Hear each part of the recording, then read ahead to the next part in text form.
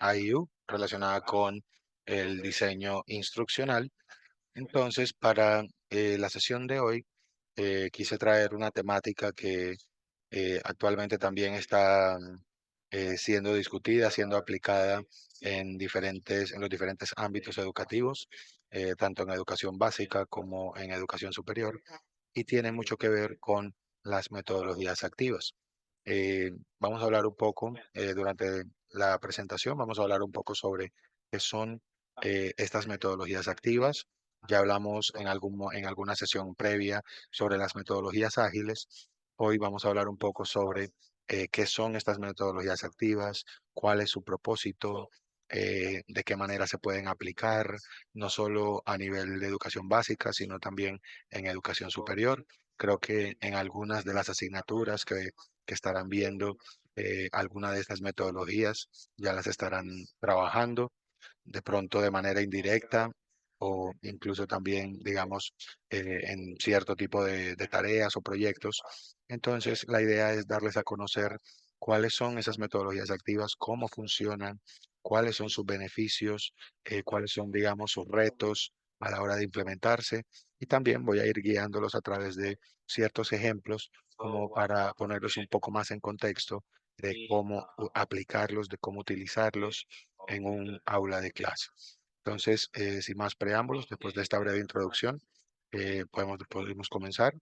Entonces, hablar un poco sobre las metodologías activas es básicamente hablar sobre una metodología totalmente opuesta a la tradicional, digamos, a esa enseñanza básica que normalmente en algunas asignaturas se pueden recibir. Esto ya es básicamente un giro de 360 grados, dado que la metodología tradicional o metodología pasiva simplemente consiste en que el alumno siga las asignaturas. Acá, dentro de las metodologías activas, el proceso pedagógico se va dando, digamos, a través de actividades instructivas que van teniendo una serie de pasos a seguir para poder llegar a obtener un resultado o un producto final. Bueno, saludos a todos, Ana Ruth, saludos a Susana también, saludos a todos, de verdad que gracias por estar acá. Entonces, en otras palabras, en lugar de simplemente ser una clase magistral con evaluación y tareas periódicas, acá la idea es que el alumno sea el actor principal de este proceso de enseñanza y aprendizaje. Ya el profesor pasa a un rol secundario. Algunos podrán llamarlo, digamos, un método constructivista, y sí, tendría un poco de ese aspecto en donde el docente o el profesor se convierte básicamente en un tutor, en un guía que va a ir apoyando a los estudiantes a lo largo de este proceso. Y además también, además de impartir conocimientos, se pretende que los estudiantes, en este caso ustedes, también desarrollen nuevas competencias de forma autónoma y también a través de la participación activa. Muchas de estas metodologías actualmente se pueden aplicar a muchas áreas de conocimiento, desde las ciencias básicas, pasando por las ciencias sociales, las ciencias naturales, incluso asignaturas que también, por ejemplo, involucran la enseñanza de idiomas. Por ejemplo, en mi caso, que soy profesor de inglés, se trabajan muchas de estas metodologías en aras no solo de aprender el idioma, sino también de ir desarrollando múltiples competencias en diferentes áreas de conocimiento. Entonces, voy a ir mencionándoles las diferentes metodologías que preparé para ustedes, y pues al mismo tiempo voy a ir dándoles un poco más de contexto sobre cómo utilizarlas, en qué contexto utilizarlas, y digamos en qué clase de asignaturas se pueden aplicar. Entonces, la primera metodología de la cual quiero hablarles es sobre el aprendizaje basado en problemas. Este actualmente se trabaja mucho dentro de la educación superior, en la que básicamente se ubica a los estudiantes dentro de un problema, así tal como lo menciona, es proponer un problema complejo, un problema real, una situación de la vida cotidiana que le permita al estudiante empezar a desarrollar habilidades tanto de pensamiento crítico como la resolución de problemas. Esto actualmente dentro de la educación moderna es sumamente relevante porque creo que ya lo habíamos mencionado en la última sesión que estuve con ustedes, el desarrollo de las habilidades actuales es fundamental, porque la idea no es formar androides o robots que simplemente sigan un paso a paso, sino también poder comenzar, digamos, a ver más allá de simples instrucciones y pues empezar también a aplicar un poco lo que es el pensamiento crítico, lo que es también fomentar la parte colaborativa y también la autoevaluación o la misma autocrítica sobre el desarrollo de habilidad, digamos, de conciencia. Eh, También esta modalidad conecta el aprendizaje con situaciones del mundo real para que de esa manera también puedan estar preparados los estudiantes para enfrentar desafíos profesionales. Esto también va a permitir que el estudiante se motive mucho más, tenga un mayor compromiso y también, obviamente, un papel mucho más activo dentro de su proceso de aprendizaje. Y también una de las claves es el aprendizaje autónomo. Como ya lo mencioné, básicamente estas metodologías trabajan con un método constructivista y la idea es que el estudiante pueda fomentarse a sí mismo esa autonomía dentro de su propio aprendizaje. Los beneficios que tienen, como ya lo mencioné, es fomentar el pensamiento crítico y la resolución de problemas, promover el aprendizaje autodirigido y también la colaboración. Y también una de las bondades que tiene el aprendizaje basado en problemas es que conecta mucho la teoría con la práctica. No basta simplemente con aprender un concepto, sino también buscar la forma o ilustrar al estudiante de cómo utilizarlo en un caso de la vida real.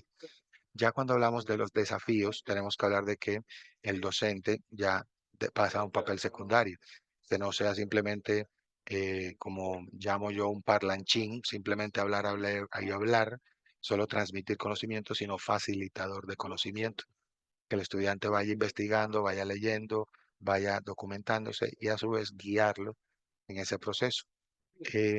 Otro de los desafíos también es para grupos grandes es más complicado, porque de esta manera habría que organizar un poco mejor la logística. Y obviamente cuando hablamos de logística hablamos también de una buena planeación, porque hay que alinear también estos proyectos o estos problemas con los proyectos de aprendizaje que se establecen en un currículo. Entonces, ya una vez pasado la implementación de aquí, por ejemplo, eh, para evaluar dentro del aprendizaje basado en problemas. Obviamente podemos hacerlo con una evaluación formativa, en donde se pueda dar realimentación al estudiante y también evaluar su desempeño a lo largo de, de este trabajo para poder mejorar el rendimiento, proponer actividades de autoevaluación y también, ¿por qué no?, promover esta parte de la evaluación por pares. En este caso, por ejemplo, yo desarrollo mi trabajo y, digamos, otro compañero, por ejemplo, Benjamina y Artemio, pueden realizar una evaluación de mi trabajo para de esa manera tener un feedback o un peer review mutuo en donde podamos aprender los unos de los otros. Ya hablando un poco sobre los resultados de evaluación, podemos hablar un poco del desarrollo de habilidades críticas, promover mucho más el compromiso y la motivación y también fomentar un aprendizaje mucho más profundo sobre los contenidos y la aplicación que puede tener en diferentes contextos de la vida real. Un ejemplo de ABP en el aula podría ser el siguiente. Los estudiantes deben crear un proyecto que aborde un problema ambiental en su comunidad. Este, por ejemplo, ya si hablamos de ambientales, estaría más orientado a las ciencias naturales, en donde los estudiantes deben investigar acerca del problema, proponer soluciones y también presentar ese proyecto al resto de la clase. Ya obviamente el profesor aquí va a guiar a los estudiantes tanto en la resolución de problemas como en ofrecer o brindar la realimentación pertinente. Ahora hablemos un poco sobre el aprendizaje basado en proyectos. Se puede confundir mucho con el ABP, también sí, pero ya como podemos ver, mientras que el uno se encarga, digamos, de analizar un problema, acá ya vamos a hablar es de establecer un proyecto, en donde aquí, ya siendo un proyecto, ya va a requerir un poco más de tiempo y además también va a estar organizado en diferentes fases. Entonces, este enfoque, esta metodología permite a los estudiantes a través de adquirir un conocimiento más profundo a través de la exploración activa de desafíos y problemas del mundo real. Y ya cuando hablamos, digamos, de un problema mucho más grande, ya se puede organizar un aprendizaje basado en proyectos. Entonces, obviamente, esta metodología trabaja básicamente de la misma forma que el aprendizaje basado en problemas, además de poder preparar a los estudiantes para el mundo laboral al desarrollar estas habilidades críticas y también eh, al trabajar, digamos, sobre proyectos que son relevantes para los intereses de los estudiantes, se podrá observar, digamos, un nivel de motivación y compromiso dentro de su propio aprendizaje.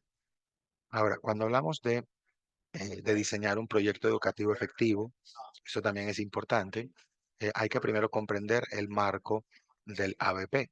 En este caso, ya hablamos sobre un aprendizaje activo a través de resolución de problemas. Aquí también definir objetivos claros. Obviamente, hay que establecer objetivos de aprendizaje específicos y medibles y asegurarse de que estos objetivos estén alineados con los resultados del curso. Además, diseñar actividades de aprendizaje en donde se involucren a todos los estudiantes, se involucren también procesos de investigación, desarrollar, digamos, tareas que requieran colaboración y comunicación efectiva. Y por último, implementar no solamente métodos de evaluación formativa, miren que ya la metodología previa vimos que trabajaba más de manera formativa, sino que acá también podemos hablar de evaluación sumativa. En este caso, una evaluación apreciativa, una evaluación cualitativa que permita al estudiante tener una buena realimentación y que obviamente puedan ser guiados de una forma adecuada. Ya hablando un poco sobre la evaluación y los resultados, primero, dentro de las técnicas de evaluación, una sería la autoevaluación, otra podría ser también la evaluación de pares y por último, una evaluación basada en proyectos, la cual se va a centrar en la calidad del proyecto final y el proceso de desarrollo. Recordemos que cuando hablamos de un aprendizaje basado por proyectos, se puede elaborar dicha propuesta o dicho proyecto en diferentes fases a lo largo, digamos, de un periodo, a lo largo de, digamos, un mes o semanas, si es una materia que se ve de forma periódica. Obviamente ya vimos que los resultados mejoran el pensamiento crítico, la motivación también va a aumentar y también van a haber muchas mejores habilidades de colaboración.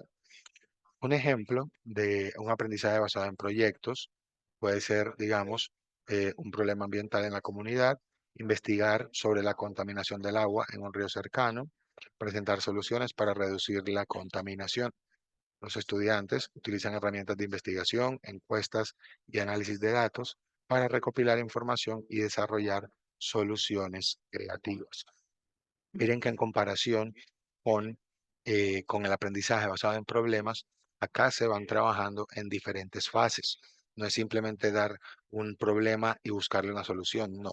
Acá se van, digamos, desarrollando por fases, donde, digamos, el primer paso acá sería la investigación, la segunda parte sería aplicar herramientas de investigación y ya al final mostrar cuáles fueron los resultados, o en este caso, el desarrollo de una solución creativa a este problema. Ahora pasemos a una metodología que también ahora es muy utilizada en diferentes áreas de conocimiento y es el aprendizaje basado en tareas. El aprendizaje basado en tareas es un enfoque educativo que se centra en el uso de tareas auténticas y significativas para facilitar el aprendizaje de los estudiantes. Miremos que la importancia sigue siendo la misma.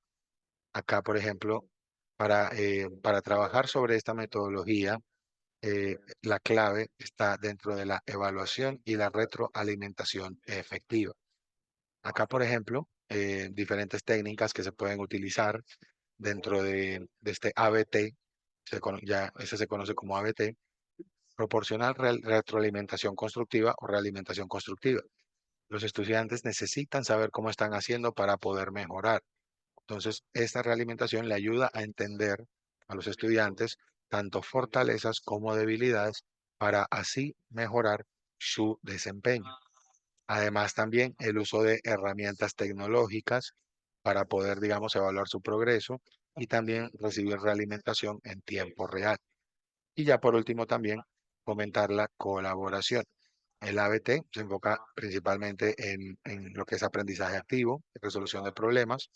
Entonces, acá, un ejemplo de aprendizaje basado en tareas. De hecho, acá voy a abrir un curso, digamos, que enseño en el idioma inglés.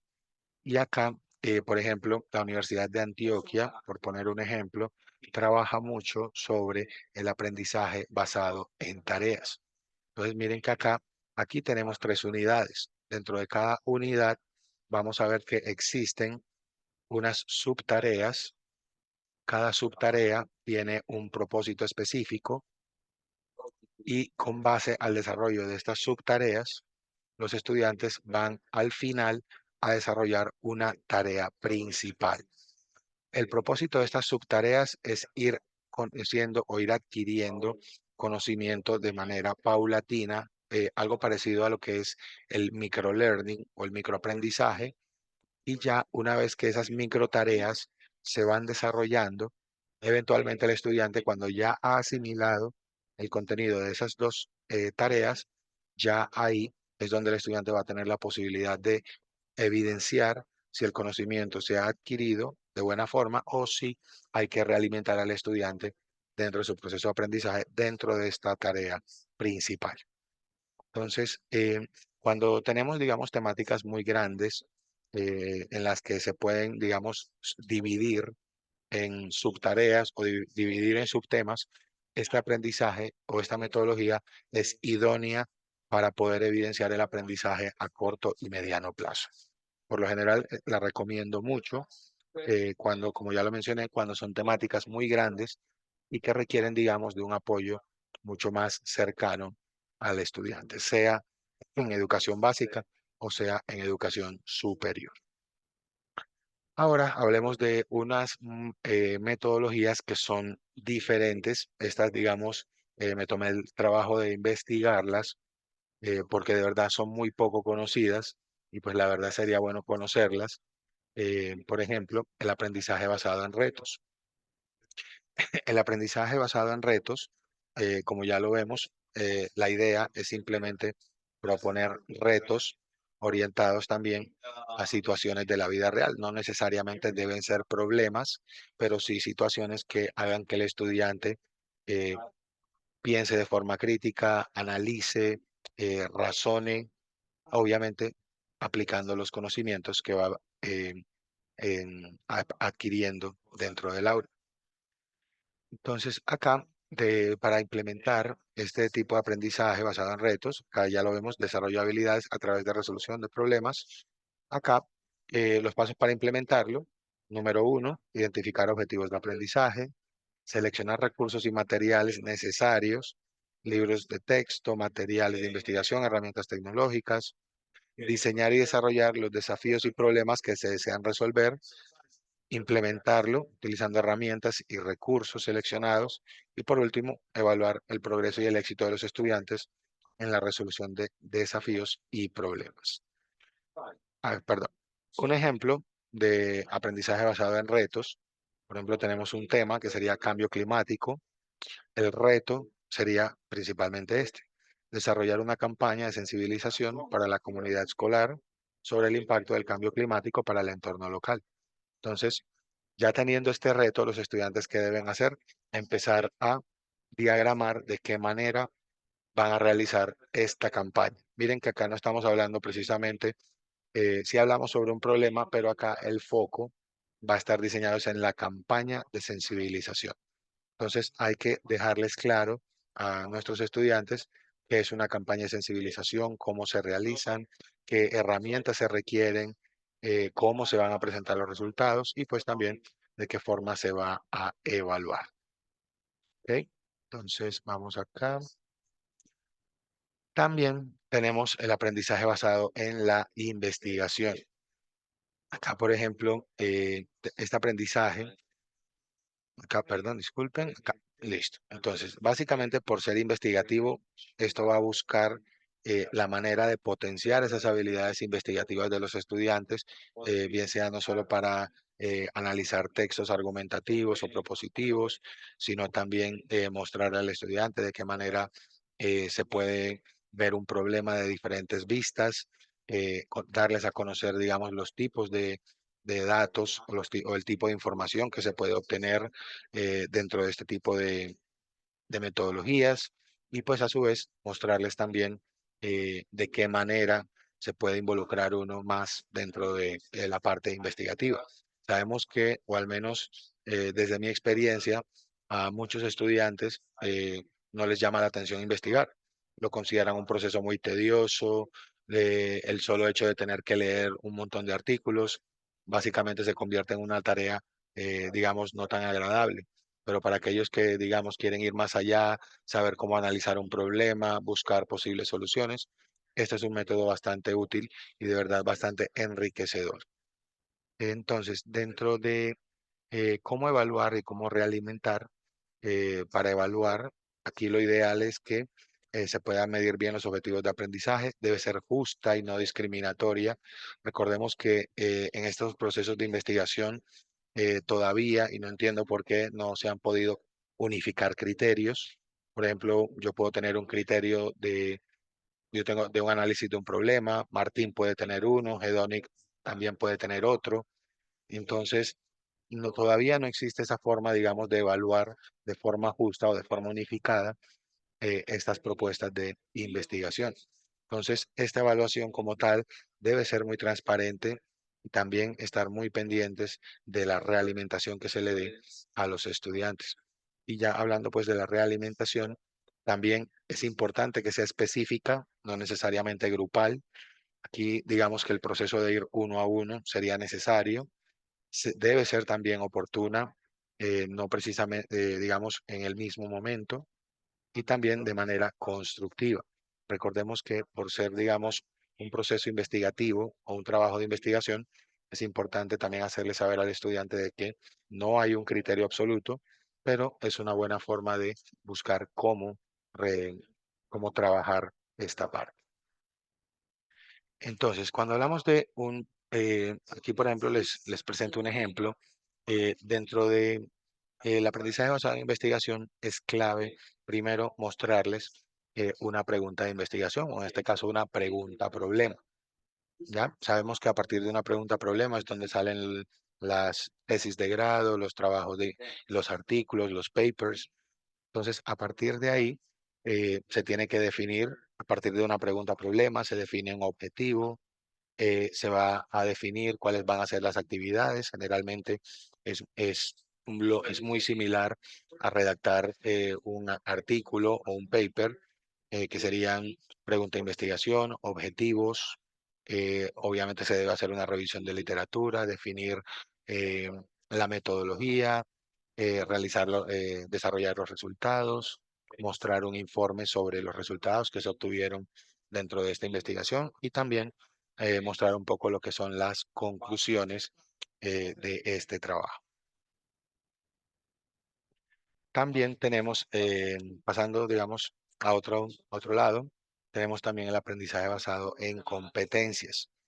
El aprendizaje basado en competencias es totalmente enfocado al desarrollo de habilidades y destrezas específicas que los estudiantes necesitan para tener éxito en su campo profesional.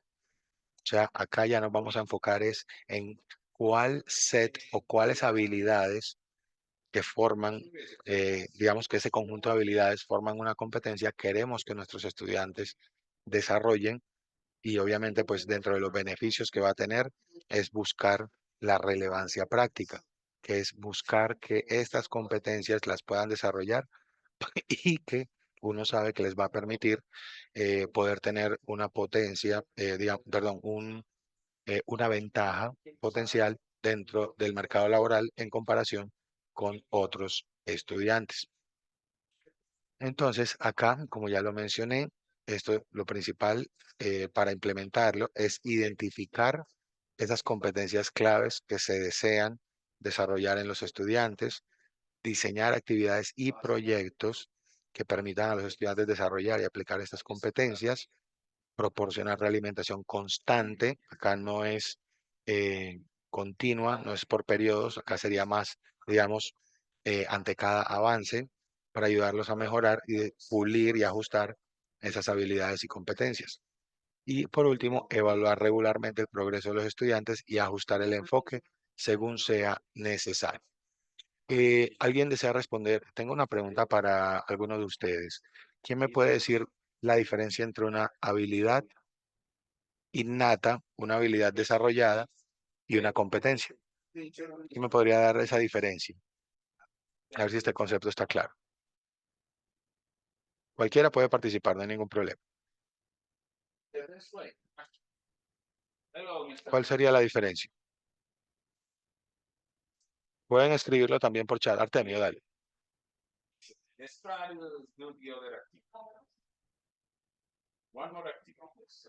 Sí, Artemio, dale, no hay problema. Ah, pero ahí estás. Activa el micrófono. Ahora sí. Ahí está. Sí, señor. Buenas tardes, profesor. Buenas tardes. Innata, pienso, es el que lleva de nacimiento Ujú. y lo otro que comenta digamos, La desarrollada, la, habilidad desar- desarrollada. la desarrollada es el que obtiene en el término de la aprehensión y según su cualificación y cada vez va aprendiendo más, según tenga interés, según sea su. Es como un médico, ¿no? Que, bueno, terminó de médico y luego quiere hacer una especialización, no sé, en cirugía y luego un Ujú. doctorado en otro. Entonces, así considero que sea, doctor, Ok, profesor. vale, perfecto. Muchas gracias, Artemio. Sí. Martín, adelante.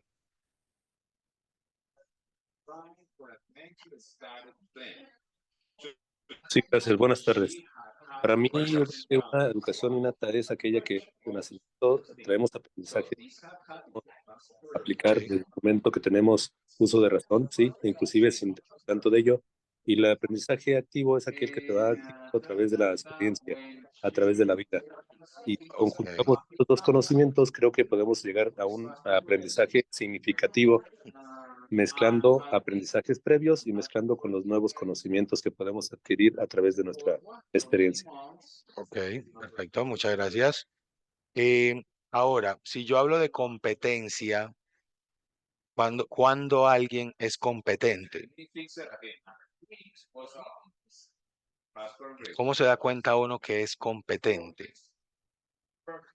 Martín. Para mí, ser competente es poder cumplir las expectativas que te exige alguna situación especial en tu vida, ¿sí? Mm, Poder adquirir los conocimientos para poder llevar a cabo a la práctica esos conocimientos y que te ayuden a resolver situaciones de tu vida cotidiana. ok, muy bien. Vamos a ver. Víctor menciona habilidades y competencias son sinónimos, pero de competencias suelen ser de reconocimiento formal, son más naturales en cada persona, más o menos. Bueno, miren, cuando hablamos de habilidades, de hecho vamos a poner el ejemplo más simple, por ejemplo, el caso Lionel Messi y Cristiano Ronaldo. Muchos dan crédito de que Lionel Messi tiene una habilidad innata para jugar fútbol. O sea, el señor nació con la habilidad de jugar fútbol desde muy pequeño. En cambio, cuando hablamos de Cristiano Ronaldo, hablamos de un jugador que fue desarrollando sus habilidades hasta convertirse en un superjugador. Esa es la diferencia entre hablar de una habilidad innata y una habilidad desarrollada. Ahora, que ambos jugadores son competentes, sí. Que de pronto a Messi le falte cabecear un poco, que de hecho sí cabecea, ha hecho goles de cabeza, pero de resto de habilidades las tiene. En cambio, a Cristiano Ronaldo puede que de pronto le falte, digamos, ser más asistidor o, digamos, meter más goles de tiro libre, quién sabe. Ya esas son, digamos, habilidades que puede que todavía le queden por desarrollar, pero no les quita a ninguno de los dos que ambos son competentes. ¿Ya? Entonces, todos tienen ese juego de habilidades, ese conjunto de habilidades que hacen que ellos sean más competentes que otros dentro del deporte. Y de hecho, este tipo de escenarios, así como lo menciono, puede que aparezcan en diferentes áreas de conocimiento. Puede que Artemio, un ejemplo, vamos a colocar, a ver, Artemio y Federico sean muy buenos a la hora de desarrollar, no sé, cálculos matemáticos, pero a la hora de redacción no tienen tan desarrollada esa habilidad, pero no quiere decir que no sean competentes en una área de conocimiento como tal, ¿ya? Entonces, todos tenemos diferentes sets de habilidades que faltaría, digamos, pulir o ajustar o desarrollar otras habilidades, claro que sí, pero que somos competentes en lo que hacemos, claro que sí, ¿vale? Porque tenemos el conjunto de habilidades necesarias para poder ejercer esa labor. Fito menciona, ser competente es la capacidad de acoplar conocimiento y acción para alcanzar con eficacia y me atrevería a decir también eficiencia, porque normalmente y en este mundo y este mercado laboral, la eficacia muchas veces no es suficiente. O sea, hacer las cosas bien sin importar el tiempo que tomen, en algunas áreas de producción puede que sí aplique, pero para otras áreas es necesario ser eficiente. ¿Ok? Entonces miren que también está esa diferencia entre eficacia y eficiencia. Y también lo vamos a evidenciar dentro de nuestros estudiantes. ¿Ok? Entonces acá tenemos un ejemplo de un aprendizaje basado en competencias. Entonces, resolución de conflictos, bien sea en una universidad, en un colegio, en donde se va a buscar desarrollar una competencia comunicativa, una competencia social y cívica y también una competencia emocional, en donde se desarrolla, se traza un objetivo y se dan diferentes tipos de actividades para desarrollar esas competencias. Estudios de casos, role playing, que es jugar, hacer un juego de roles, puede dar un debate o incluso realizar un diario reflexivo donde se puedan, digamos, redactar estas experiencias y también eh, lo que han aprendido hasta el momento para gestionar conflictos y cómo mejorar. Y por último, el proceso evaluativo. Bueno, también tenemos el aprendizaje basado en juegos. Sabemos que ahora mismo la mayoría de los estudiantes están muy dependientes de un aparato como estos, de una tablet o incluso de un laptop. Nosotros que también trabajamos de forma virtual, dependemos mucho de esto. Y pues muchos aprenden, muchos han mostrado que a través de los juegos se puede también aprender y potenciar mucho más el aprendizaje, aunque siempre va a estar esa limitante de que si se utiliza demasiado ya puede ser visto como una distracción. Obviamente los beneficios, se sabe que van a estar mucho más entretenidos, van a haber, digamos, ¿por qué no? Si es un juego que sea colaborativo, también van a estar más involucrados. Además, obviamente implementar este tipo de metodologías requiere tiempo para planear, tiempo para diseñar o incluso desarrollar los juegos. Esto toma muchísimo tiempo, la verdad, en lo que concierne a planeación. Difícil adaptar juegos educativos a las necesidades específicas de un aula y también, digamos, los resultados que se obtengan también pueden ser difíciles de medir o incluso compararlos con otros métodos de enseñanza. Vale. Entonces, el ejemplo más claro, y de hecho en la próxima sesión que tengamos vamos a hablar un poco sobre el aprendizaje basado en juegos serios. Resulta que sí existen juegos serios donde los estudiantes no solamente van a jugar, sino que también van a aprender. Y hay un ejemplo claro, por ejemplo, Duolingo. Quienes han utilizado Duolingo para aprender idiomas saben que Duolingo se puede ver como un juego y pues como un juego también, digamos, da mucha más motivación. Ya el aprendizaje del idioma de pronto quedaría en un segundo plano, pero cuando se ve como una herramienta de aprendizaje, Duolingo también es muy potente. Pero ya, digamos, el componente de juego ya quedaría, digamos, en un segundo plano. Ahora hablemos un poco sobre el aprendizaje basado en experiencias. Acá vamos a ver. Entonces, el aprendizaje basado en experiencias, simplemente en qué se va a concentrar, tal cual, esto, una experiencia.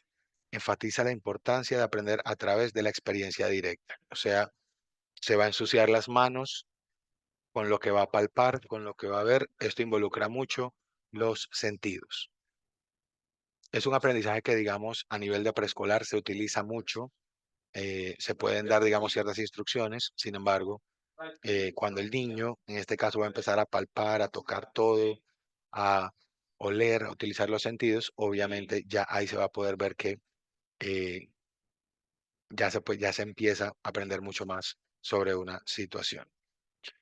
¿Ok? Entonces, vamos a ver, listo. Entonces, para hablar un poco sobre la evaluación dentro del aprendizaje basado en experiencias, primero, evaluarlos cómo serían, proyectos y presentaciones individuales o en grupo, evaluaciones escritas y orales, y también la observación de los estudiantes en el aula. Buenas tardes, Ángel. Y ya para realimentar, también se puede dar, digamos, comentarios individuales y colectivos sobre el trabajo de los estudiantes, revisiones regulares de su trabajo y oportunidades para que los estudiantes se comuniquen con otros maestros y otros estudiantes. Aquí tenemos un ejemplo, permítame un momento.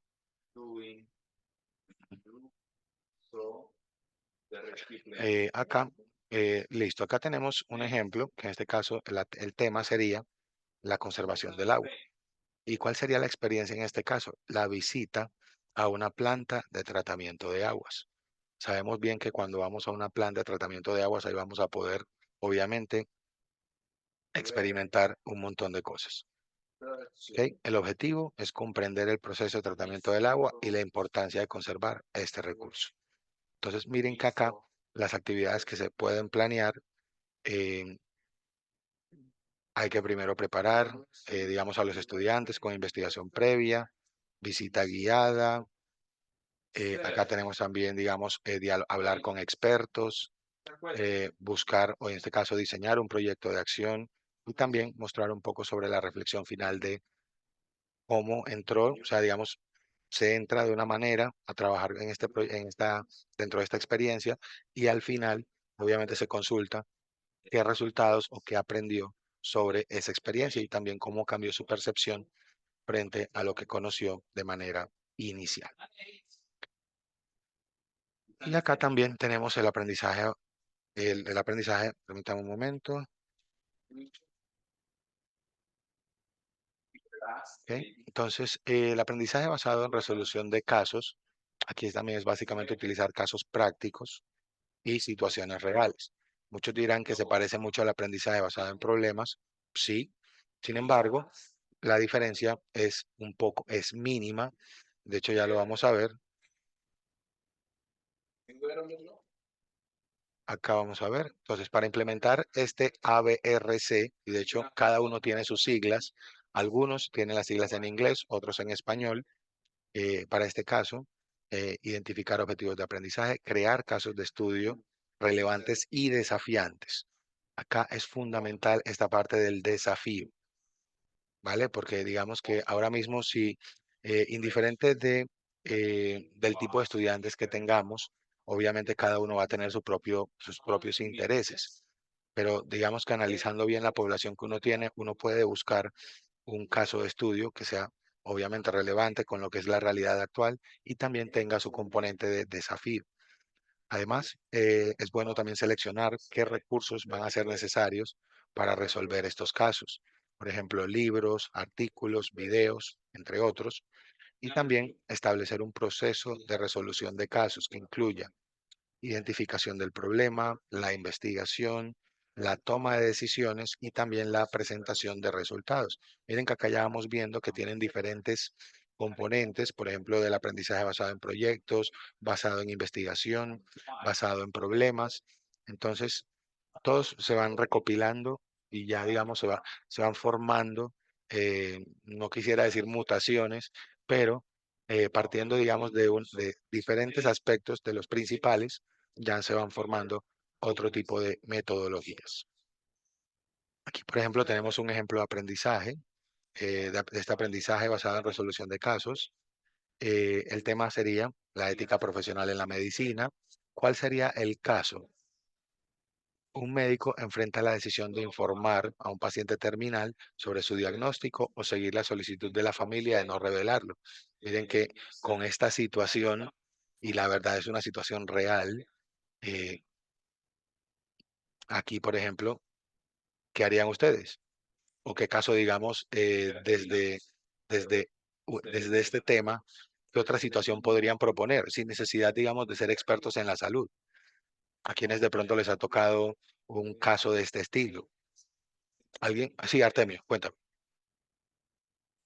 Lo que hice yo un poquito fue exponenciar como los temas, un poquito más, un poco más amplio, pero me En realidad, la tocando mayoría no que tengan, optamos pero por muchas veces mentirle al enfermo, de acuerdo, lógicamente, imbuyendo al médico. En un caso nuestro fue que a un hermano mayor todos le mentimos, toda la familia, y Ujú. aparentemente con la intención de que emocionalmente no se destruya más, pero al final él se enteró y él dijo, mi vida está dentro de un tubo, así que yo voy a partir al más allá.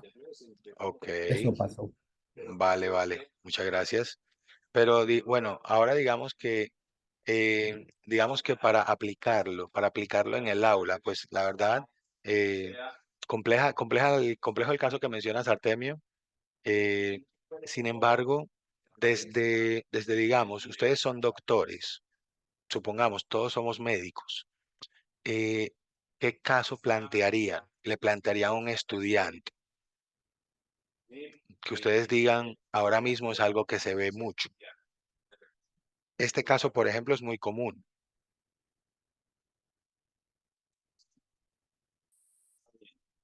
¿Alguien se atreve? listo. Bueno, fíjense mucho, muchachos. O incluso, pongámoslo desde las ciencias sociales, digamos lo que es la urbanidad actual, la urbanidad de la juventud actual. ¿Alguien plantearía un caso para desarrollarlo? ¿O alguien tiene un caso relacionado, digamos, con la urbanidad o con los buenos modales, la educación?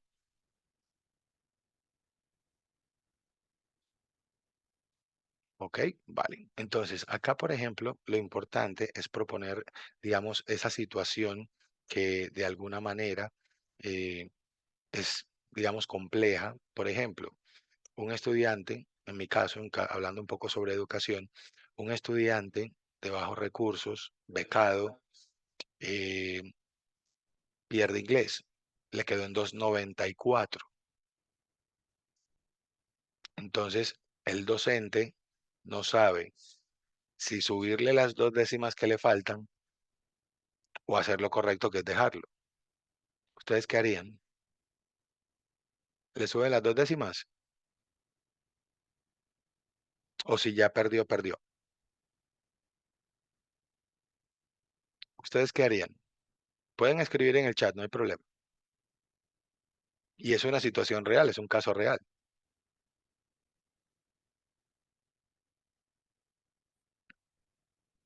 Entonces, a través de ese tipo de casos, vamos a ver, le subo las 2 décimas, dice Ángel, ok, pero sabes que no es correcto. O sea, si el estudiante perdió, perdió. Ahora, entonces miren que aquí ya entran a jugar múltiples variables. Le daría la oportunidad con trabajo extra, ok, Max Vladimir, muchas gracias. Plantearía otra opción. Entonces, ese tipo de Artemio también le subiría las 2 décimas. Miren que cada quien tiene su forma de resolver esos casos, de resolver esas situaciones. Entonces, miren que a partir de ahí se pueden establecer, miren, diferentes discusiones, se pueden proponer soluciones, ¿por qué no debatir? Porque de hecho, así como ustedes, digamos, darían oportunidades, existen también docentes que dicen así nomás. O sea, si al estudiante le faltó, es porque todavía debe mejorar. Entonces, a ese profesor normalmente lo van a ver como un tirano, lo van a ver como una persona horrible, que por qué tan, digamos, mezquino, racano, etcétera. Entonces, este tipo de casos son buenos también de analizarlos con los estudiantes a la hora, digamos, de implementar esta metodología activa. Bueno, entonces ya para ir cerrando esta parte de acá, y veo que Fito, ajá, entonces, es clave que el rol del docente dentro de estas metodologías activas acá es fundamental que se pueda adaptar a nuevos roles. O sea, acá la idea, pero cuando hablamos de pacientes entre la vida y la muerte hay planteos éticos, claro. Por esa razón, Susana, acá por eso lo mencionaba. Digamos que el tema central es la ética profesional en la medicina y eso es ética profesional. Pero si ya vamos a colocar a un médico entre la espada y la pared, o sea, porque la primera situación compleja es informarle al paciente terminal sobre su diagnóstico, que sería, digamos, eso hace parte de su ética profesional. Pero ya digamos, la contra o la espada en la pared es seguir la solicitud de la familia de no revelar eso. Entonces, es una situación en donde el médico va a estar, en donde no va a saber qué hacer. Si él sigue su ética profesional, obviamente va a ser un golpe duro para el paciente. Pero si el médico sigue la petición de la familia, está dejando a un lado su ética profesional. Entonces son situaciones que vale la pena, son casos que vale la pena analizarlos y pues verlos y darles soluciones coherentes y, digamos, viables o razonables dentro de este desarrollo. Susana, sí, cuéntame. Adelante.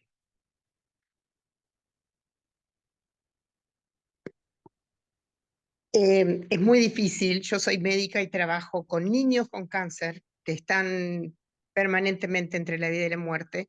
Son decisiones muy difíciles, pero también tiene que ver el país cultural, tiene que ver el médico.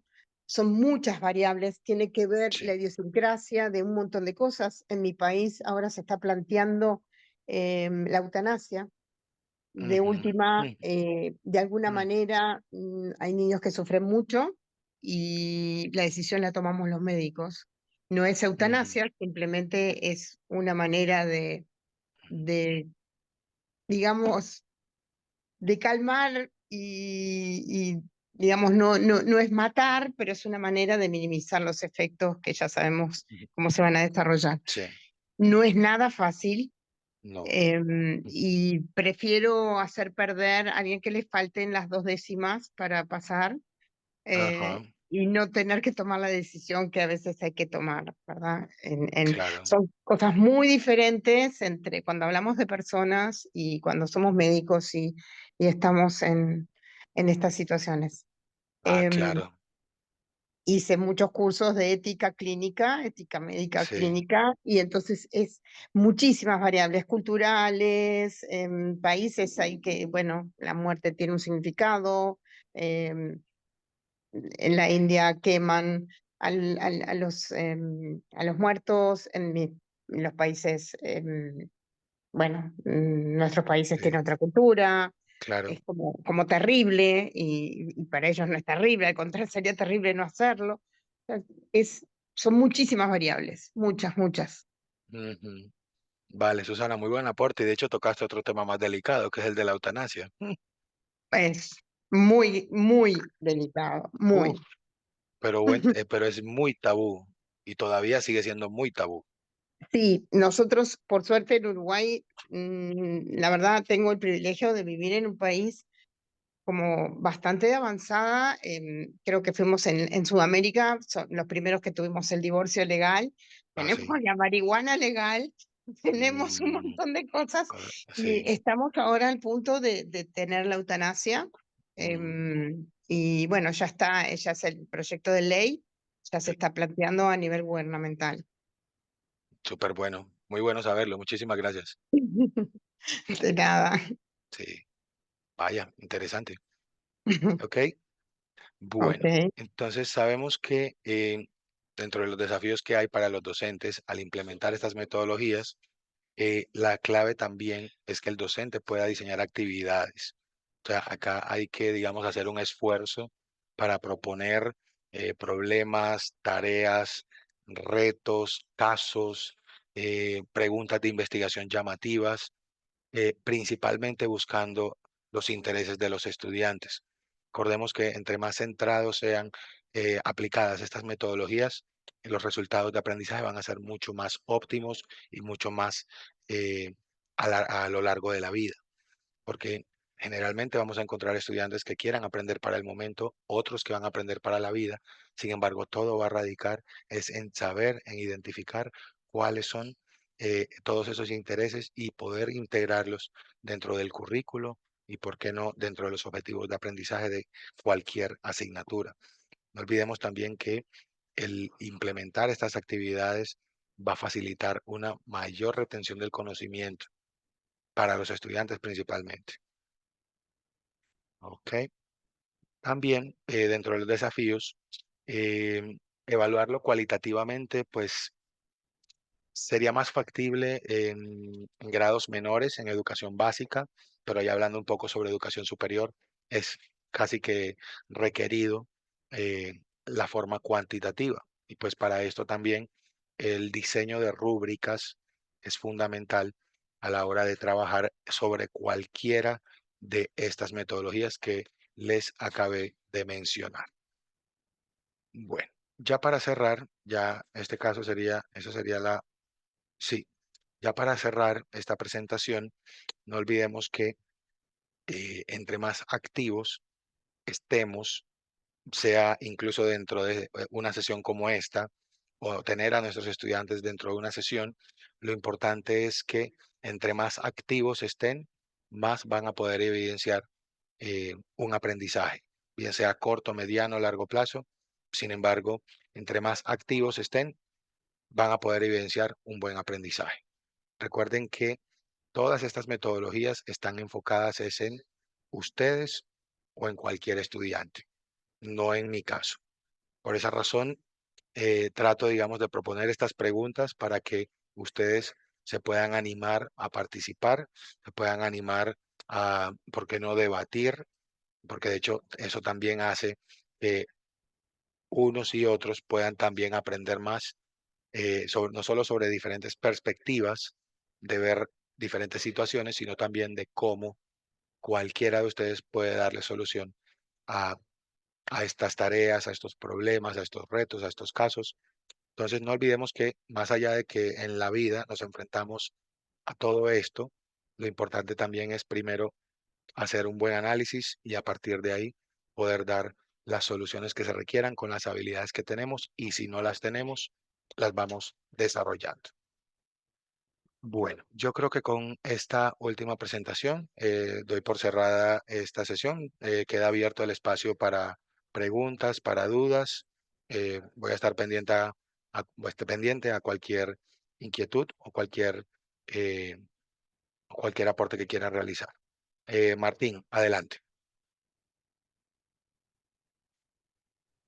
Gracias, pues no resta más que agradecer la buena conferencia que nos impartió. Creo que es fundamental. Yo soy maestro de física, ciencia y de matemáticas en una prepa y en una universidad. Lo que hoy me analizó me reafirma a mí para poder dar a conocer a los muchachos la metodología y las herramientas más indispensables para lograr aprendizajes significativos. Correcto. Yo le agradezco la información, buena conferencia, y si fuera tan amable, pues aparece un correo, no sé si pudiera usted mandarme toda la información que nos dio a conocer para poderla utilizar en mi labor docente, si fuera tan amable. Ya le acabé de compartir, por el chat de la sesión, ya les compartí el enlace de esta presentación de hoy. Así que Ya. la Lo que pasa pueden es ver y que, la pueden compartir. sí, gracias. Lo que pasa es que tengo un problema de conectividad y no puedo salirme para ver el chat y poder descargarla. Ah, ok. Ese es mi problema, ¿verdad? Ah, bueno, vale. Entonces, si me regalas tu correo, Martín, no hay ningún Claro, problema.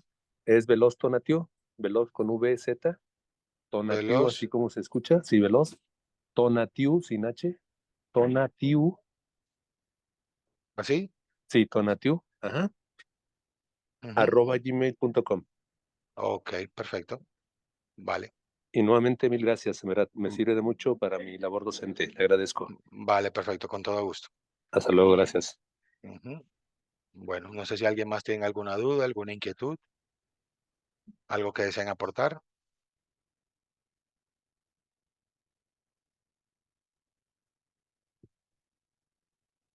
Ok, perfecto.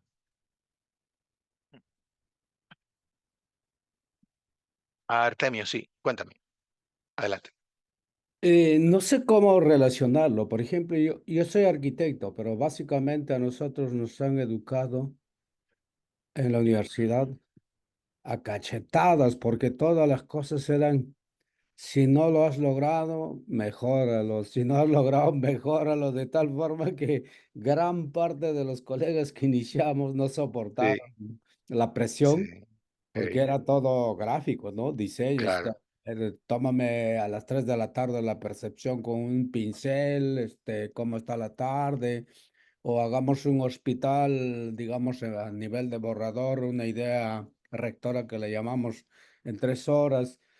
Y pues había dos grupos de estudiantes. Unos éramos en Perú, los colegios regulares, normales, ¿no? Ujú, Y habían también estudiantes que venían, ejemplo, de las escuelas politécnicas. Ellos ya por lo menos tenían la suerte de saber utilizar la regla, las escuadras. Nosotros absolutamente nada, los de educación ujú, secundaria común. Y sí, total, pues hubo una deserción total, ¿eh? A tal sí. punto que habremos egresado 6, 7 de 50 que ingresamos. Entonces, no sé si mucho rigor fue sí, porque eran profesores que habían estudiado Ujú, en Argentina, no sé, en Uruguay. Le estoy hablando de los años 70. sí, Realmente ha sido una fuga de talentos. sí, Entonces, no sé claro. cómo llamar. Por ejemplo, yo si quisiera enseñar arquitectura, no sé, enseñaría de lo más sencillo, de lo gráfico, un Ujú. poco como inquietándolo, pero a nosotros nos han Sí, de hecho, tratado como eso que a mencionas, claro. soldados.